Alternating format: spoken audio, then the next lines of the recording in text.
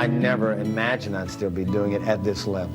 He strummed his guitar and created a lifestyle. Hello, parrot heads and everybody else out there. Jimmy is Key West, and he is the Florida Keys. A master of escapism. Live and let live, a laid-back atmosphere. Who served up the Keys in a salt-rimmed glass. You came down for the week, and you never went home. And a billionaire mogul who wore flip-flops. Changes in latitude, changes in attitude.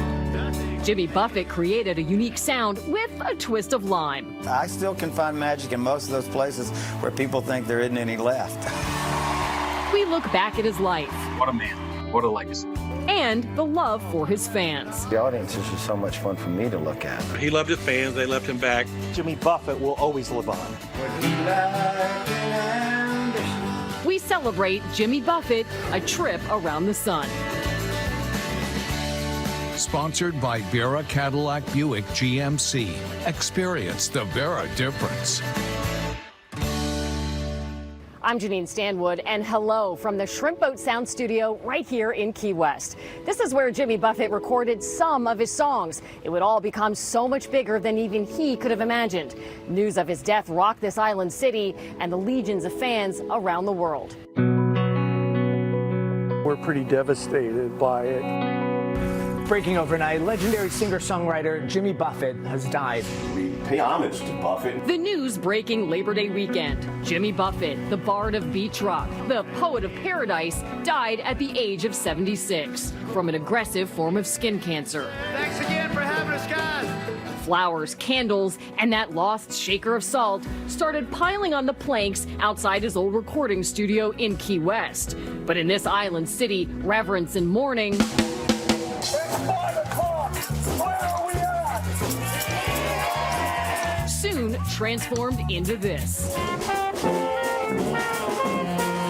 We want to show our love to the family, and the whole world's watching Key West. All the people here today he's touched, just like he's touched people all over the world. We're mourning, but we don't get sad. The Keys might claim Buffett is one of their own, but it's far from where he grew up. James William Buffett was born Christmas Day, 1946, on the Gulf Coast in southern Mississippi and raised in Mobile, Alabama. My grandfather was a sailing ship captain, and he sang the Calypso songs. So all this sort of amalgamation of material came in and came back out. And I learned to be a performer, and that gave me the vehicle to do it. But before he launched his career in music, Buffett worked as a journalist. He reminisced in 2019 about interviewing Willie Nelson. I knew him then when I came to Nashville. It was, good God, it was 1969, and then around 70 I got a job working for Billboard magazine because I couldn't get work as a musician. It wouldn't be long after that he would find his own voice, moving to Key West in the 70s. His music capturing the laid-back vibes of paradise through a mix of country and Caribbean sounds.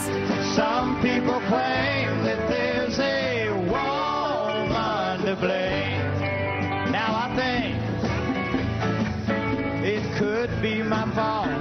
His landmark 1977 album, Changes in Latitudes, Changes in Attitudes, and its famous hit song, Margaritaville. The audience is just so much fun for me to look at. I mean, they're as entertaining to me as I hope I am to them. Well, I guess I never was meant for glitter, rock and roll.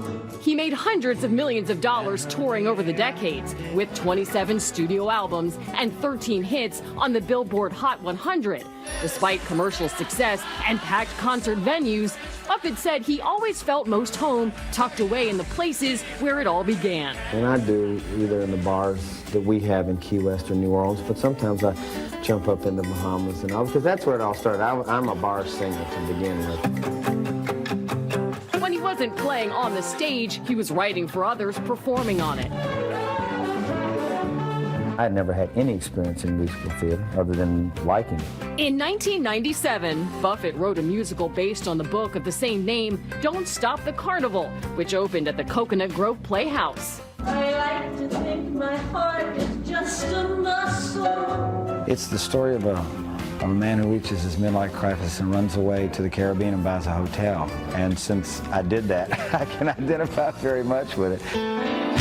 Welcome to Margaritaville. His music would end up being featured in Escape to Margaritaville, a musical that made its national debut in 2019. A love story set in a resort town. It's very exciting to bring the show to Florida. Yeah. Because we've had a lot of history here of creating it through things that happened here. Over the years, he wrote books, even one with a character based loosely on himself. We listen to the same music, fly the same kind of airplane around. It's great being able to take little pieces of yourself and put them in a character like Frank. Buffett piloted airplanes and built an empire off the beach bum lifestyle, branded Margaritaville, which included restaurants, hotels, resorts, and casinos. His wife Jane by his side since 1977, along with their 3 children, daughter Savannah and Sarah, and son Cameron. His love for all things tropical enduring through the years. I think that I've been able to survive all of the trends in music because I stuck to what I believed in, which was communicating directly with an audience. From New Orleans to the Gulf Coast, down into St. Bart's and other places, I still can find magic in most of those places where people think there isn't any left. Coming up, The Keys in general just blew up. it's a lifestyle, The Keys will always have that state of mind. a legacy, I feel like that was the moment that Jimmy Buffett really moved into being a public servant. I'm Jimmy Buffett. Save the Manatee Club. that reaches beyond the Keys.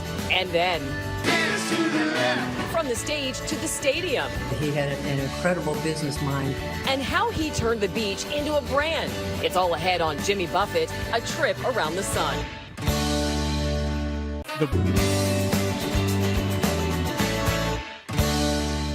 The Florida Keys are beautiful, historic, quirky, and a vibe of their own. Some argue that Jimmy Buffett not only captured that, but helped define it.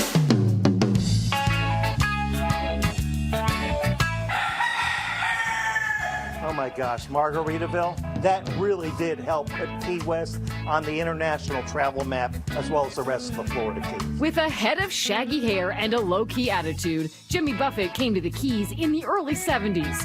Key West was a town in transition. The U.S. Navy pulled out, leaving a vacuum for drug running. Huge crowds of tourists were still not here, but artists and eccentrics were. A lot of the inspiration I think Jimmy had came from the characters in Key West. So this was the house. This is it.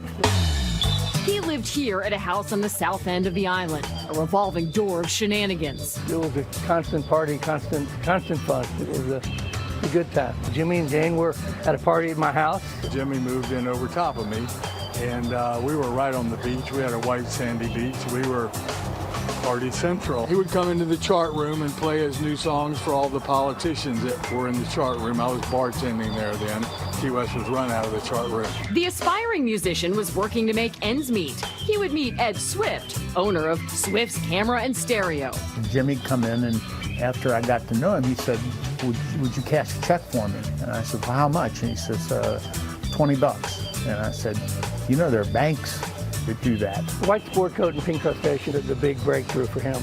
Once he hit that big score, then all of a sudden the creativity became much easier for him. He hands me this check, and I turn it over, and it's $23,300. And I went, what is this?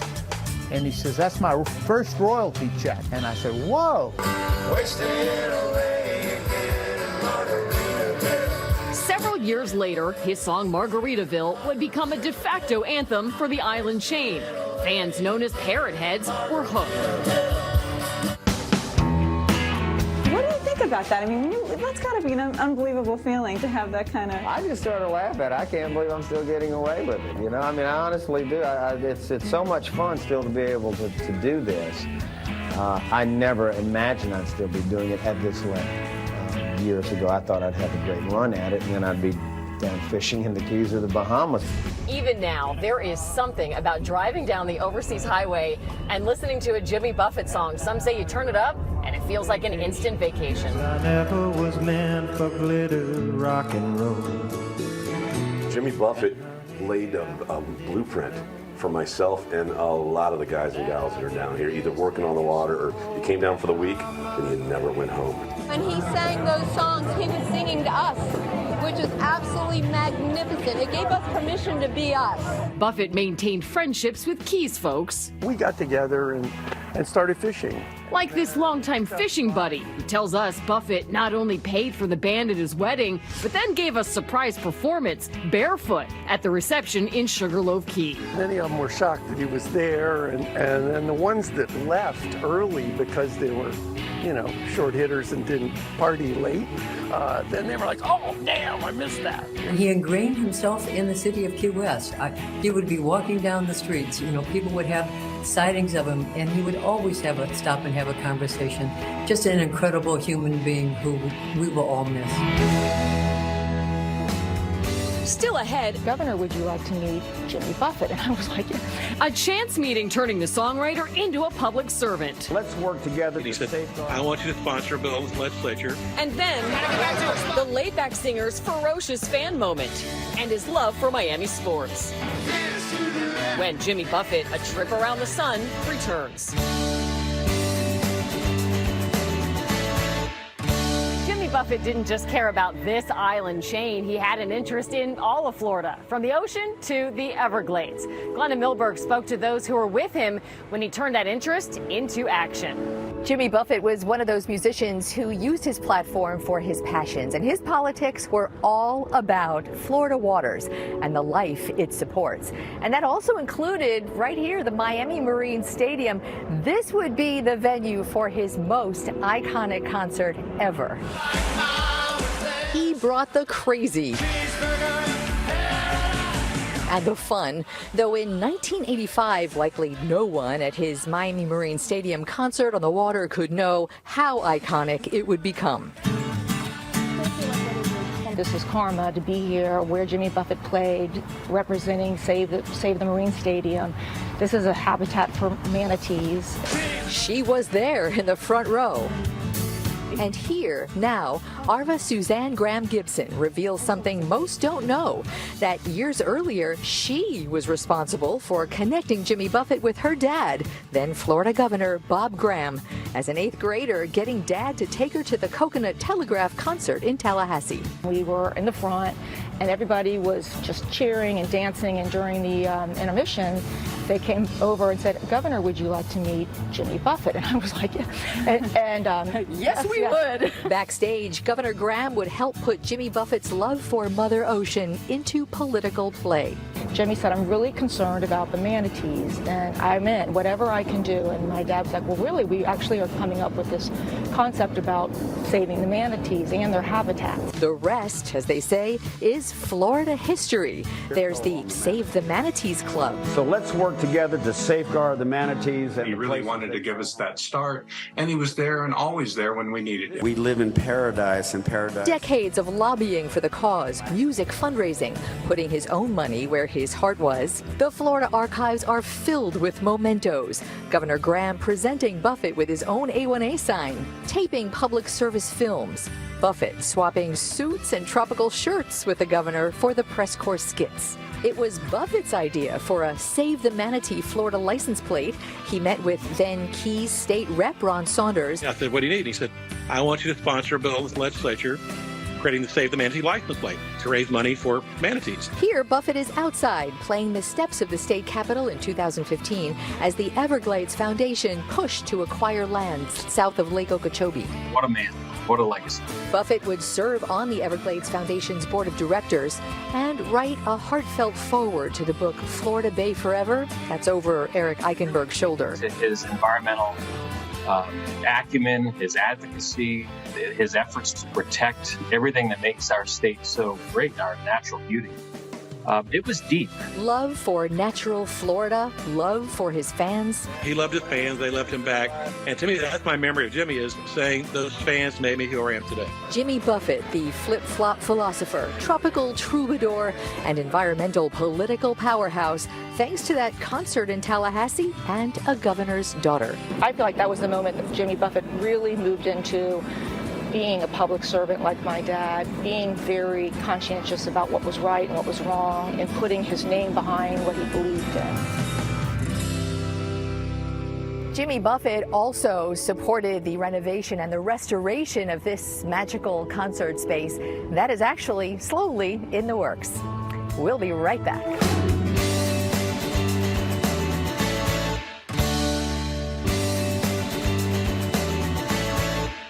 Jimmy Buffett packed stadiums and arenas around the country, but when it came to sporting events, he was sometimes joining the crowd, and it turns out he was a fierce fan. Will Manso has more. Jimmy Buffett not only loved watching sports, but he often put his money into that love. Like here at the Dolphins' home, which was once known as Landshark Stadium for a season. That was Buffett's beer brand. The reality, though, is that his love of sports went beyond business.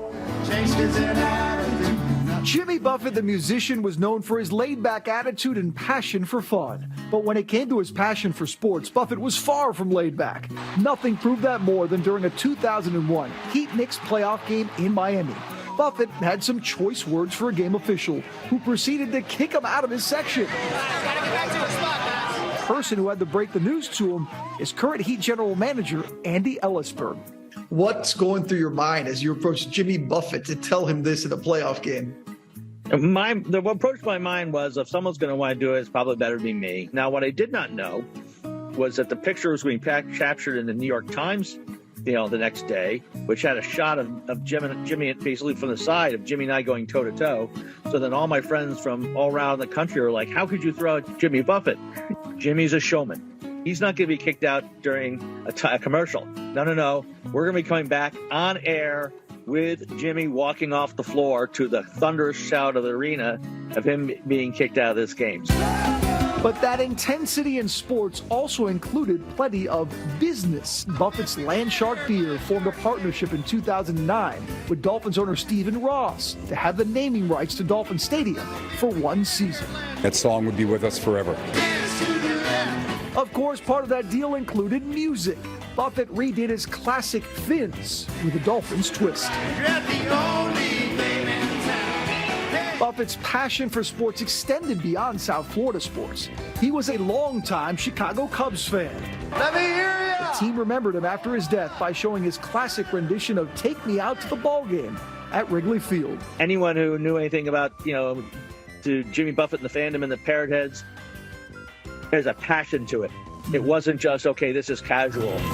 Buffett was a special friend to so many in the sports world, and he leaves a special legacy that clearly was much more than just his music. Janine? Jimmy Buffett might have had a business deal with the Miami Dolphins, but one of his biggest ventures was marketing himself, and it seems to have worked. Thank you. Cheers. It was a self-concocted recipe of island attitudes and beach bum dreams that Jimmy Buffett bottled up for the world to guzzle. And they did with glee. He projected our lifestyle to people from around the world. Did you ever think, like, hey, here's this, keezy guy who's, having a little fun? Would be a billionaire? No, I didn't. He had an incredible business mind. Find a Margaritaville frozen concoction maker, now at a store near you. From margarita blenders, drink mixers, glasses, t-shirts, hats, flip-flops, and even Crocs with that lost shaker of salt, Jimmy Buffett was no longer the long-haired bohemian from his Keys days, but the barefoot billionaire behind the Margaritaville empire. With dozens of Margaritaville resorts around the country and the world that started right here in Key West and included a Margaritaville beach resort on the Hollywood Broadwalk. With pictures and music videos of the head honcho, you can find references to Jimmy pretty much everywhere, and a suite bearing his name fit for the son of a sailor. It's a laid-back, fun kind of place to hang. The hotel sees guests from all corners. We're boaters, so we love his music and just fits right in our lifestyle. We like his restaurants, we like, the whole vibe. It wasn't just his branded lifestyle he loved to share with fans, but also himself on social media. Hello, Parrot Heads and everybody else out there, Jimmy here. Sharing personal moments. On No Car Day. That could be a line of a song. Special performances. There's a cowboy in the jungle.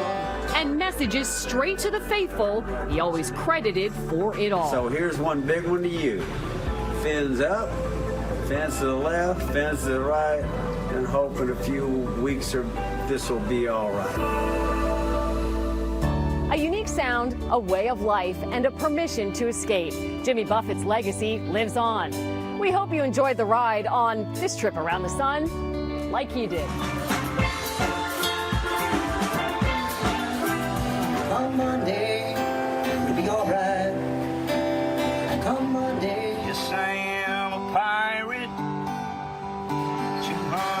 'Cause I gotta give where the wind and the water are free. Thank you for watching Jimmy Buffett, A Trip Around the Sun. Sponsored by Vera Cadillac Buick GMC. Experience the Vera difference.